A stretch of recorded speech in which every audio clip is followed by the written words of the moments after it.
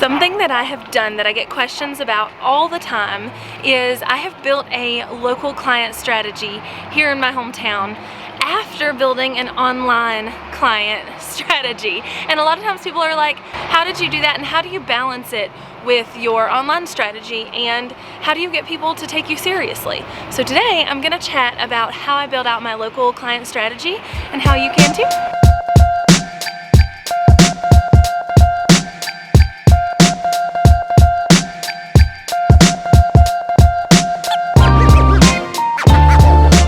Hello and welcome back to my channel. If you are new here, I am Jessica Stansberry and I am a content marketing strategist helping you produce better content that converts to sales so that your business can grow.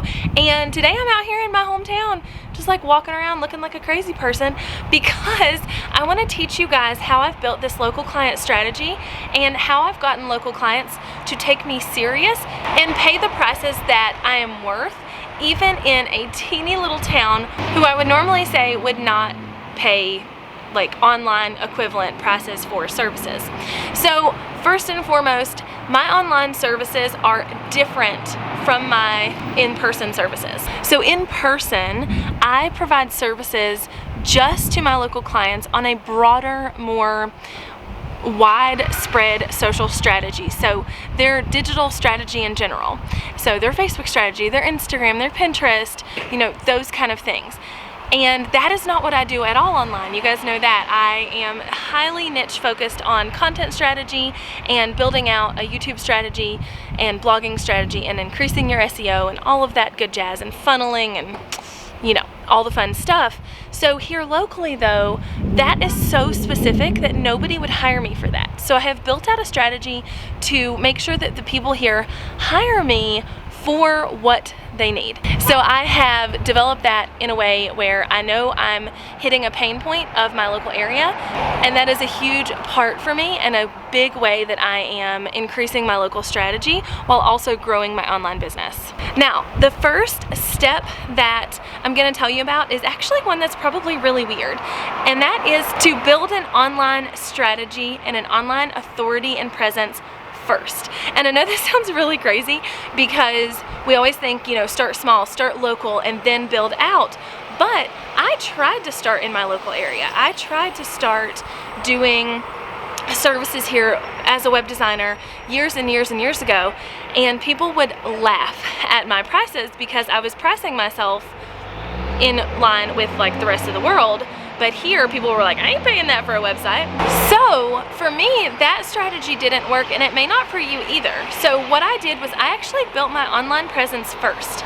I was able to build out a business online where, you know, I have almost 20,000 YouTube subscribers, and I have, you know, a small following on Instagram that seems very impressive to the people here locally, and I have, you know, a Pinterest strategy and things like that.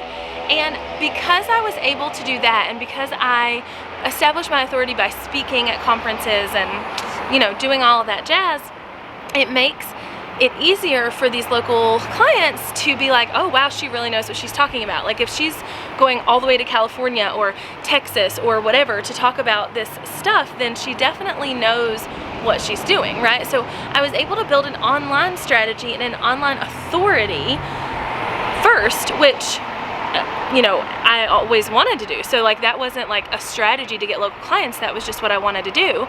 But it tremendously helped me get my local clients and continue to grow my authority in my local teeny tiny small town. The other thing I would tell you to do is join the Chamber of Commerce or any other business entities that you can join in your local area.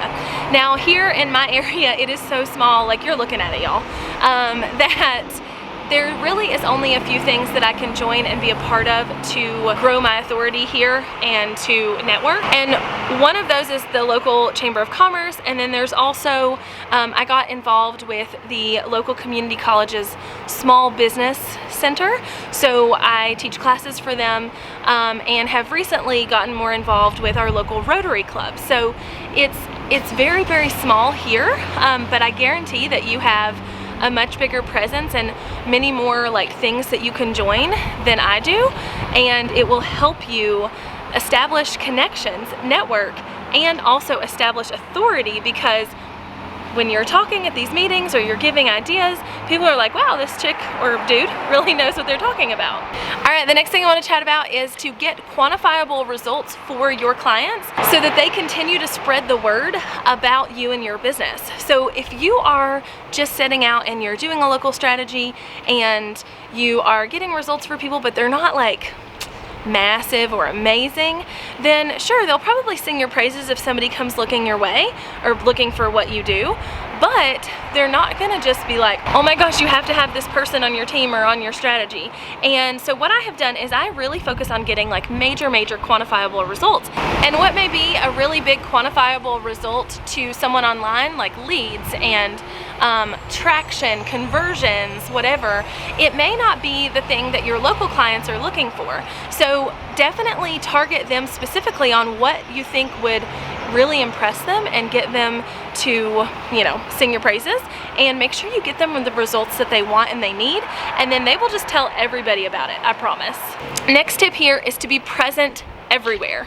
So whatever your local area is, find out where most people hang out and be present there. And what I'm talking here is on the radio, in the newspaper, speaking at local engagements, going to events, showing up in the Facebook feed for people all the time. So Scott Oldford has coined this term omnipresence, and I really like that.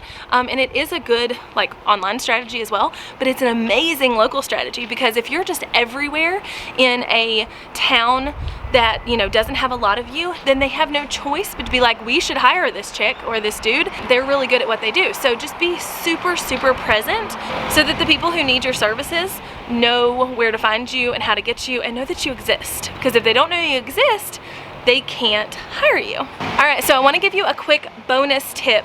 Also, guys, I'm super sorry that it's this loud out here. I didn't expect this much traffic this morning. But I want to give you a quick bonus tip, and that is to be freaking confident in everything you do. So I'm standing out in the middle of the street, talking to a camera in a town where people don't do that. And not that people don't do that. I mean, I'm pretty sure no town it's just acceptable to walk around with a camera in your face. But it's not something anybody else here does. Nobody else here is vlogging. Nobody else here has a YouTube channel that I know of. Nobody else is, walking down the street with a camera pointed at their face with this giant dead cat mouse mic on top of their camera. Nobody else is doing this, and I'm confident in the fact that this is important for my business enough to where I don't care really what people think. And that is how you need to kind of go into talking to these local clients and meeting with them, is be really freaking confident, even if you don't think you're talking to a local client. So you could easily be at the local Chamber of Commerce event, or a meeting for your Rotary Club, or if you have a junior league, some kind of meeting there, and you have no clue that one of your next clients is in the room, but you are so freaking confident in what you say that they call you up. Just recently, I was in a chamber meeting with 6 people. Honestly, that was all that was there. And we were talking about something, and I said, right, but we need to make a way for people to do this without having to pick up the phone, because people my age and younger do not want to get on the phone. And of course, it was just a normal thing for me, but I'm very confident in knowing that that's a struggle for people my age and younger. And so what I did was I said that, I went on my way, I didn't think anything of it. Well, a week or two went by, and someone contacted me and was like, hey, I need to work with you. I'm doing this thing and I really need to work with you, and you got me when you said this whole clientele does not get on the phone. And I realized that I don't know anything about that market. And that was it. That was all it took. And I will go into chamber meetings, or when I speak somewhere, and I am just so confident that I know what I do works, and that I know what I do is something that they need, whether it's a potential client or not, that it comes across. And this is a tip, whether you're online or in a local market, is just to be so freaking confident that people can't help but be like, oh, homegirl, home dude knows what they're talking about, and I need to hire them. So that's really all I have for you today. I hope that helps. A lot of you have been asking about my local client strategy and how to get local clients when you are, you know, either building up a business or have already established a business but want to bring it to your local hometown. So I want to know, do you guys have an online exclusive business? Are you working on a business that, you know, you have local clients or you want to, or are you exclusively serving the local community? Let me know in the comments below, because I would love to chat that out with you guys. And until next time, make sure to hit subscribe, because I don't want you to miss any other tips with me each week. And I have like 1,000 people looking at me funny right now, just so you guys know. Bye y'all.